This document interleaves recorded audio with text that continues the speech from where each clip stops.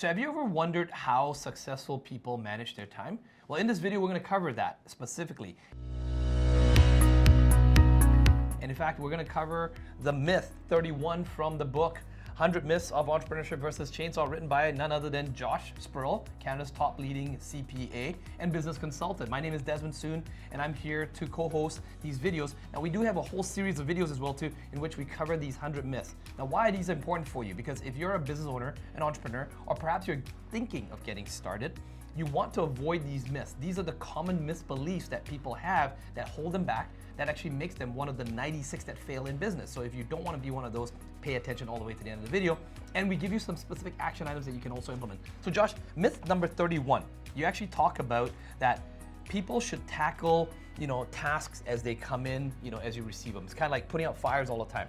But that's one of the biggest traps as an entrepreneur. It's huge. It's huge. I mean, just in the book alone, time management is 1/5 of the entire book. Correct. 1/5 of the entire book. So we're talking about the whole section, the 100 myths of entrepreneurship. Approximately 20% of the whole book we've dedicated specifically to this, right? Getting this game right will increase your odds of succeeding. It's huge. I mean, because you can make more money. Yeah. You can't create more hours in the day. You can't do it. It's a great equalizing factor, whether you're Desmond or Josh or Jeff Bezos, they all get 168 hours in the week, and that becomes the great equalizer, right? And in a way, it's kind of nice because that always gives the small guy a shot, right? Because when you're competing with a big guy, he might have more money, they might have more connections, but they got the same amount of time, right? And so it's a big deal, and so this isn't just my feelings on this. There's studies on this. Harvard Business Review, for example, they went and followed around successful CEOs, right? And they found that 75% of these CEOs' time was scheduled in advance. Right? Vacations, everything, right? Meetings, everything was all scheduled. Everything scheduled in advance. Checking emails, dealing with problems, hiring staff, everything was all scheduled in advance. And business owners think that they get into business because they want time freedom, but they have a false conception about time freedom. Time freedom isn't about changing your schedule whenever you want during the day. Time freedom is about setting up the exact schedule you want to work in advance and then working it. That's what time freedom, that's what a business can provide, right? What can I do now that I can have a vacation? What can I do that I can have 6 vacations a year, right? That's what the time freedom business owners should be getting. We shouldn't be thinking about time freedom as like, if I don't feel like working at 3 o'clock, I just go home, right? That's not how successful business owners operate. The business is there. It's designed to serve you as the entrepreneur, as a shareholder. That's its function. It's there to serve you, right? But in order to get what you want out of that business, you need to make a plan and a schedule, right? And that's a harsh realization for a lot of entrepreneurs. Which the buzzword is actually time blocking. The more specific thing is actually called time blocking, right, Josh? That's right. Which is what you talk about in your chapter as well too. And so when you receive all these texts or these emails, what should an entrepreneur do? By the way, if you're joining us for the first time, you'll notice that in these videos we give you very specific things that you can do and implement. So Josh, what are some things that they can implement in order to not have people control your time or pull you towards their needs? Well, you have to realize what's happening with these emails and texts. So you get a rookie entrepreneur and they say, I respond to every text and email within the hour. Right? Like they say it so proudly, right? They say it's like they discovered fire, right? And I kind of chuckle because in a way it's good because they care, right? In success in life, 40% of success in life is just showing up, and the other 40% is doing something with some diligence or urgency, right? The last 20% is a dogfight, basically, right? That's 40%. So I know their heart's in the right place, right? But they also have to realize is that, that's not what the successful guys are doing, right? Jeff Bezos isn't responding to every customer complaint within the hour personally. That's not what he's doing, right? In fact, even his team isn't doing it within the hour, right? If you have a problem with an Amazon order, right? So they're not going to, these texts and emails that are going to come in, the customers are never going to alert you about the strategic initiatives in your business, right? They're not going to tell you, hey, Josh, I bought from you 6 months ago, but I see your ads are slipping. Your ads are broken, right? That's not what they're calling you to tell you about, right? But meanwhile, if your ads are broken, there's no customers coming in next month, right? So you may be okay now, but you're going to be Yeah, you're paying for the price later on. That's right. So we have to understand that all of those things that hit your inbox, almost none of them are asking you to do the things that are directly tied to your success of your business. You know, what are the things that I need to do to solve the 3 primary problems? Customers, cash flow, and team, right? Yep.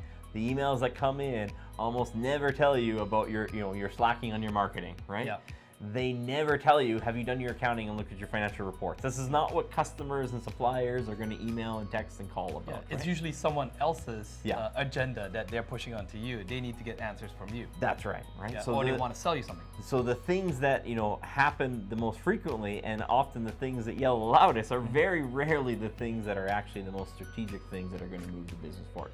So we have to understand that that's just one function of the business, and in the hierarchy of it, it's actually a lower function of the business, not a higher function of the business, right? Because it's not tackling the primary problems, right? We should be doing things to minimize, customer friction, right? Yep.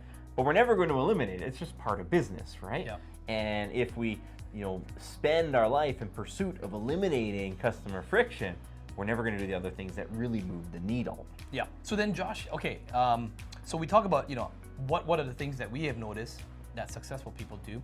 And if I'm just getting started and I'm getting a lot of texts and emails, what are things that I can do? What do you do in your business, and what do you advise people during your boot camp and your business summits? What do you tell entrepreneurs to do? You need strategic blocks of time that the customer cannot steal from. Okay.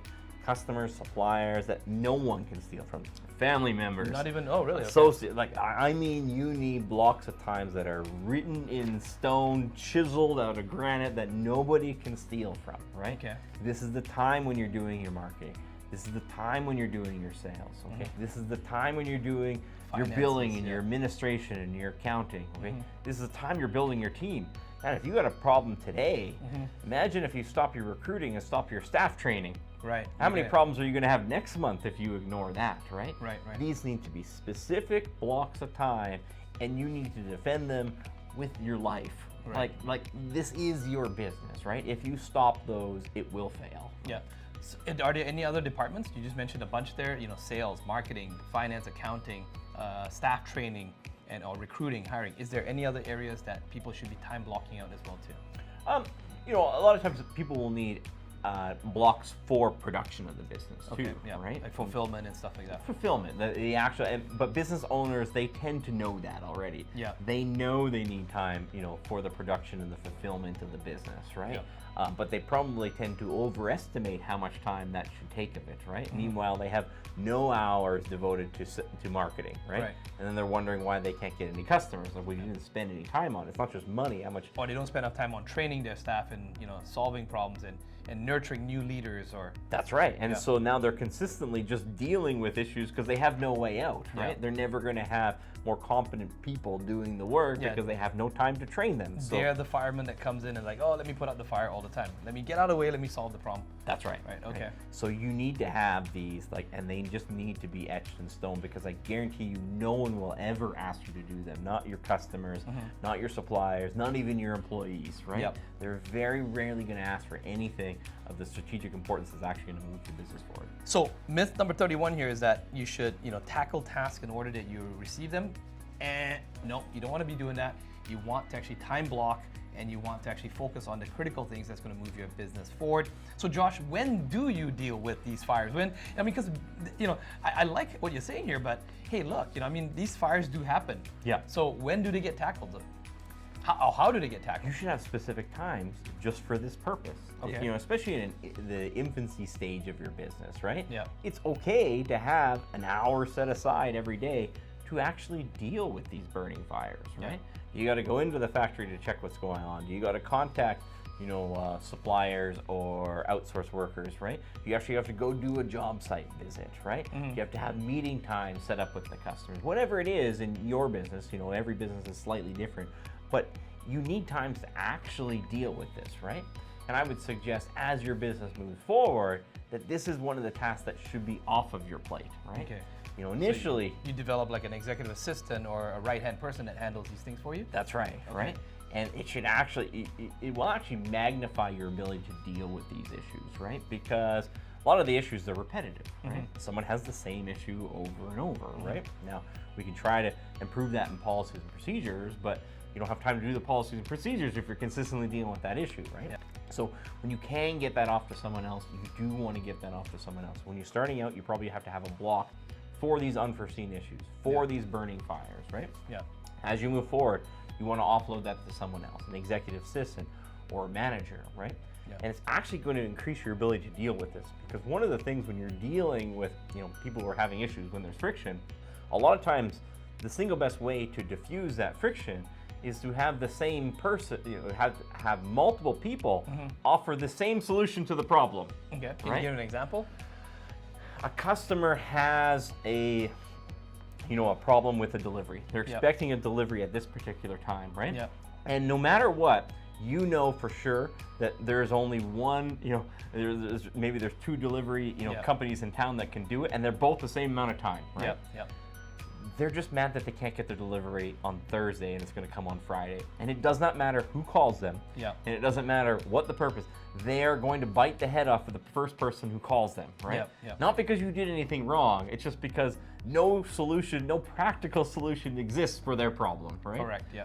Now, once they have that issue, right? Now, if you can have a second person reach out to them again, say the same, pretty much same thing. Still being nice. Hey, I know you want to get it faster. This is our only solution available. Sometimes the next solution you get is, yeah, I get it, I understand, I know it's going to take that long, right? So a lot of times you take the emotion out of the issue and you start tackling the issue, and once you do that, sometimes you find out there actually is no issue, right? And so your ability to delegate that off is going to increase your ability to deal with it. And it wouldn't matter if you were the first person to call or your assistant or your manager. It's going to be the exact same negative reaction just because there's a pain point and a pressure point that might just be an unrealistic expectation. Fair enough. All right. Well, was that helpful? If you did and you liked it, comment in the comments below. Go and check out the other playlists that we also have playing that talk about time management, time blocking, as well as also maybe sales, marketing, if we can help you out. Maybe you have a question that's really, really helpful and you want to find out, post it in the comments below. If we like your question, we may even cover it in a future video. Go ahead and do that, and we'll see you in the next video.